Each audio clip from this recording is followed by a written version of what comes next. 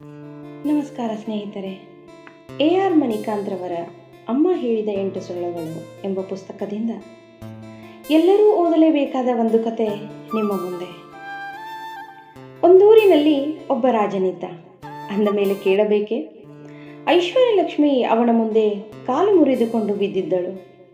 ಈ ರಾಜನಿಗೆ ಒಬ್ಬರಲ್ಲ, ಇಬ್ಬರಲ್ಲ, 4 ಹೆಂಡತಿಯರಿದ್ದರು.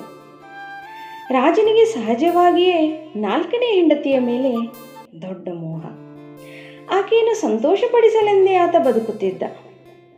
ತನ್ನ ನಾಡಿಗೆ ಯಾವುದೇ ಹೊಸ ಆಭರಣ ಬರಲಿ, ಅದನ್ನು ಕಿರಿಯ ರಾಣಿಗೆ ಕಾಣಿಕೆಯಾಗಿ ಕೊಟ್ಟು, ತಗೋ ಇದೆಲ್ಲ ನಿನಗೆ ಅನ್ನುತ್ತಿದ್ದ. ಒಂದೇ ಮಾತಿನಲ್ಲಿ ಹೇಳಿಬಿಡುವುದಾದರೆ, ಕಿರಿಯ ರಾಣಿಯ ಸಂತೋಷಕ್ಕಾಗಿ ಏನು ಬೇಕಾದರೂ ಮಾಡಲು ಈ ರಾಜಭೂಪಾಲ ಸಿದ್ಧನಿದ್ದ. 3ನೇ ಹೆಂಡತಿ ಇದ್ದಳಲ್ಲ, ಅವಳ ಮೇಲೂ ರಾಜನಿಗೆ ಮೋಹವಿತ್ತು. ಆಕೆಯದು ಎಲ್ಲರ ಕಣ್ಣು ಕುಕ್ಕುವಂತಹ ವ್ಯಕ್ತಿತ್ವ. ರಾಜ ಆಕೆಯನ್ನು ಸದಾ ಜೊತೆಗೆ ಇರಿಸಿಕೊಳ್ಳುತ್ತಿದ್ದ. ನೆರೆಹೊರೆಯ ರಾಜರು, ಬಂಧುಗಳು ಬಂದಾಗ 3ನೇ ರಾಣಿಯನ್ನು ಅವರಿಗೆ ತಪ್ಪದೇ ತೋರಿಸುತ್ತಿದ್ದ. ಅವಳು ಜೊತೆಗಿರುವುದೇ ನನ್ನ ಸೌಭಾಗ್ಯ.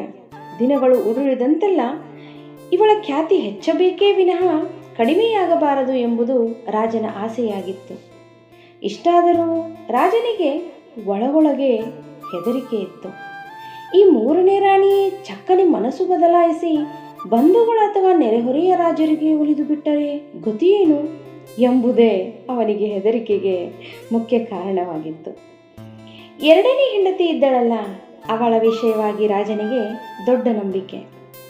ಎಲ್ಲ ರಹಸ್ಯವನ್ನು ಅವಳೊಂದಿಗೆ ಹೇಳುತ್ತಿದ್ದ. ಸಮಸ್ಯೆಗಳು ಎದುರಾದಾಗ ಆಕೆಯ ಸಲಹೆ ಕೇಳುತ್ತಿದ್ದ. ಆಕೆಯಾದರೂ ಅಷ್ಟೇ ರಾಜನ ಮೇಲೆ ಅಪಾರ ಪ್ರೀತಿ, ಕರುಣೆ ಹೊಂದಿದ್ದಳು, ಅಥವಾ ಹಾಗೆ ತೋರಿಸಿಕೊಳ್ಳುತ್ತಿದ್ದಳು.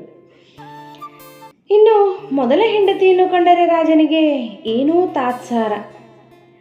ಆಕೆ ಇರುವುದೇ ದಂಡ ಎಂಬುದು ಅವನ ಭಾವನೆಯಾಗಿತ್ತು. ಎಷ್ಟೋ ಸಂದರ್ಭದಲ್ಲಿ ಅದನ್ನು ಬಾಯಿ ಬಿಟ್ಟು ಹೇಳಿಯೂ ಬಿಟ್ಟಿದ್ದ. ಅಂಥ ಮಾತುಗಳಿಂದ ನೋವಾದರೂ ಆಕೆ ತೋರಿಸಿಕೊಂಡಿರಲಿಲ್ಲ. ಬದಲಿಗೆ ಗಂಡನ ತಿರಸ್ಕಾರದ ನಂತರವೂ ಆತನನ್ನು ತೀವ್ರವಾಗಿ ಇಷ್ಟಪಡುತ್ತಿದ್ದಳು.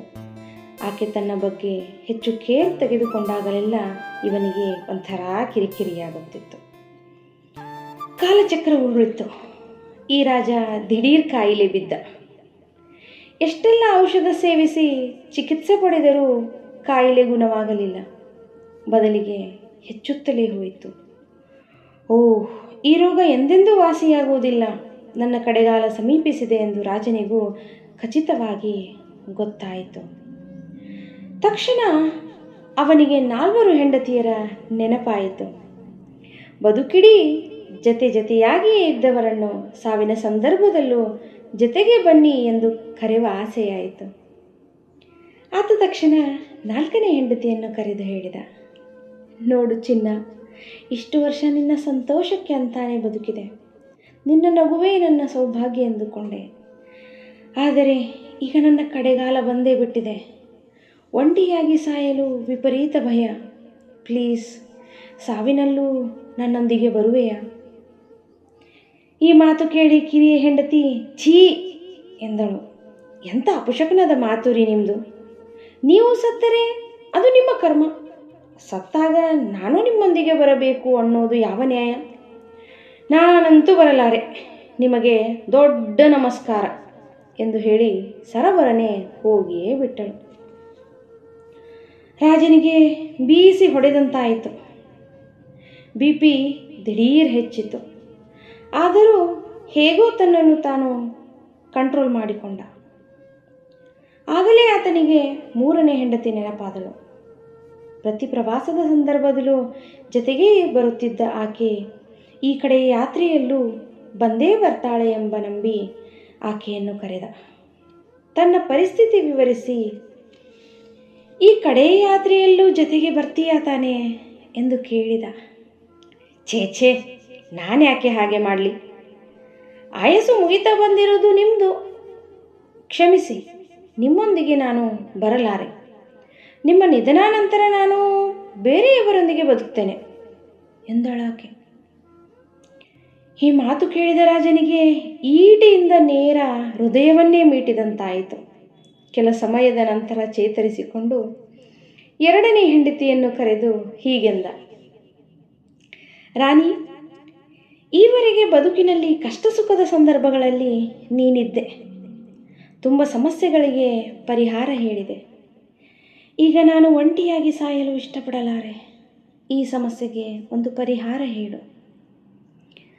ರಾಣಿ ಉದಾಸೀನದಿಂದ ಹೀಗೆಂದಳು, ಪ್ರಭು, ಈವರೆಗೆ ಅದೆಷ್ಟೋ ಸಮಸ್ಯೆಗಳಿಗೆ ಪರಿಹಾರ ಹೇಳಿದೆ ನಿಜ. ಆದರೆ ಈಗ ನಿಮಗೆ ಯಾವ ಸಲಹೆಯನ್ನೂ ನೀಡಲಾರೆ. ಇನ್ಮೇಲೆ ನನ್ನ ದಾರಿ ನನಗೆ, ನಿಮ್ಮ ದಾರಿ ನಿಮಗೆ. ಇಷ್ಟು ಹೇಳಿ ಎರಡನೇ ಹೆಂಡತಿಯು ಹೋಗಿಬಿಟ್ಟಳು. ಆಗ ರಾಜನಿಗೆ ವಿಪರೀತ ನೋವಾಯಿತು. ತನ್ನ ಸ್ಥಿತಿಗಾಗಿ ಆತ ಬಿಕ್ಕಿ ಬಿಕ್ಕಿ ಅಳಲು ಆರಂಭಿಸಿದ. 2 ನಿಮಿಷ ಹತ್ತಿರಬೇಕು. ಅಷ್ಟರಲ್ಲಿ ಬಾಗಿಲ ಹಿಂದೆ ಯಾವುದೋ ನೆರಳು ಸರಿದಾಡಿದಂತಾಯಿತು. ರಾಜ ಕುತೂಹಲದಿಂದ ಅತ್ತ ನೋಡಿದರೆ ಅಲ್ಲಿ ಮೊದಲ ಹೆಂಡತಿ ನಿಂತಿದ್ದಳು. ಆಕೆಯ ಕಂಗಳಲ್ಲಿ ದುಗುಡವಿತ್ತು. ಈ ರಾಜ ಬೆಪ್ಪು ಬೆಪ್ಪಾಗಿ ನೋಡುತ್ತಿದ್ದಾಗ ಆಕೆಯೇ ಹೇಳಿದಳು, ರಾಜ, ಹೆದರಬೇಡ. ಸಾವಿನ ಮನೆಗೆ ನೀನು ಒಂಟಿಯಾಗಿ ಹೋಗಲು ನಾನು ಬಿಡಲಾರೆ. ನಿನ್ನೊಂದಿಗೆ ನಾನೂ ಬರ್ತೀನಿ. ಸಾವಿನ ನಂತರವೂ ಒಂದು ಬದುಕಿದೆ ಅನ್ನುವುದಾದರೆ ಅಲ್ಲಿ ಕೂಡ ನಿನ್ನನ್ನು ಪ್ರೀತಿಯಿಂದ ನೋಡ್ಕೋತೇನೆ. ಈ ಮಾತು ಕೇಳಿ ರಾಜನಿಗೆ ವಿಪರೀತ ಪಾಪ ಪ್ರಜ್ಞೆ ಕಾಡಿತು. ಆತ ಮೊದಲ ಹೆಂಡತಿಯ ಕೈ ಹಿಡಿದು ಕಣ್ಣಿಗೊತ್ತಿಕೊಂಡ. ಹಿಂದೆಯೇ ಸಂತೋಷದಿಂದ ಅಳಲಾರಂಭಿಸಿದ. ಕತೆ ಮುಗೀತಾ ಎಂದು ಪ್ರಶ್ನೆ ಕೇಳಬೇಡಿ. ಈಗ ಹುಷಾರಾಗಿ ಕೇಳಿಸಿಕೊಳ್ಳಿ. ನಾನು ನೀವು ಎಲ್ಲರೂ ರಾಜನ ಪಾತ್ರಧಾರಿಗಳೇ. ಸ್ವಾರಸ್ಯವೆಂದರೆ ನಮಗೂ 4 ಹೆಂಡತಿಯರಿದ್ದಾರೆ. 4ನೆಯ ಅತ್ಯಂತ ಮುದ್ದಿನ ಹೆಂಡತಿ ಯಾರು ಗೊತ್ತೇ? ನಮ್ಮ ದೇಹ. ಅದರ ಮೇಲೆ ನಮಗೆ ಇನ್ನಿಲ್ಲದ ವ್ಯಾಮೋಹ. ಅದಕ್ಕೆ ಪನ್ನೀರು ಚಿಮುಕಿಸುವುದೇನು, ಬಗೆ ಬಗೆಯ ಸೋಪು ಪೌಡರ್ ಹಾಕಿ ಗಮ್ ಅನಿಸುವುದೇನು, ಹೊಸ ಬಟ್ಟೆ ಆಭರಣ ಧರಿಸಿ ಸಂಭ್ರಮ ಪಡುವ ಕ್ಷಣದಲ್ಲಿ ನಮ್ಮ ಗತ್ತೇನು. Wow wow. ಆದರೆ ನಾವು ಇಷ್ಟೆಲ್ಲ ಪ್ರೀತಿಸುವ, ಇಷ್ಟಪಡುವ ನಮ್ಮ ದೇಹ ಉಸಿರಿ ನಿಂತೊಡನೆಯೇ ನಮ್ಮಿಂದ ದೂರವಾಗಿ ಬಿಡುತ್ತದೆ. ಹೌದು ತಾನೆ?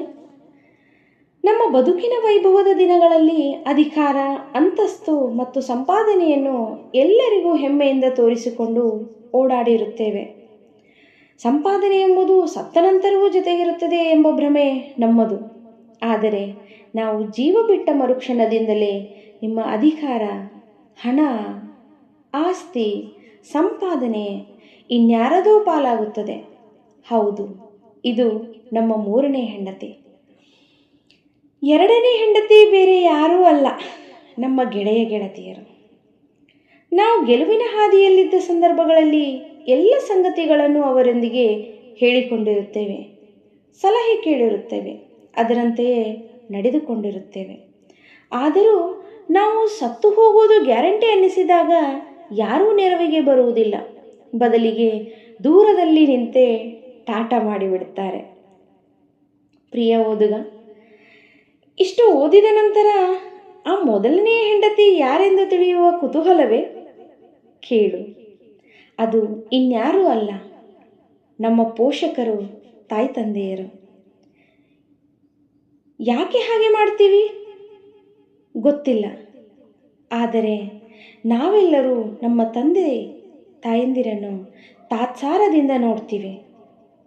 ಅವರು ನಮ್ಮ ಬದುಕಿಗೆ ಭಾರವಾದರೂ ಅಂದುಕೊಳ್ತೀವಿ. ಅವರು ನಮ್ಮ ಜೊತೆಗೇ ಇರುವುದೇ ಬೇಡ ಎಂದು ಎಷ್ಟೋ ಬಾರಿ ಅಂದುಕೊಳ್ತೀವಿ. ಅದನ್ನು ನಾಚಿಕೆ ಇಲ್ಲದೆ ಅವರೆದುರು ನಿಂತು ಹೇಳಿಯೂ ಬಿಡ್ತೀವಿ.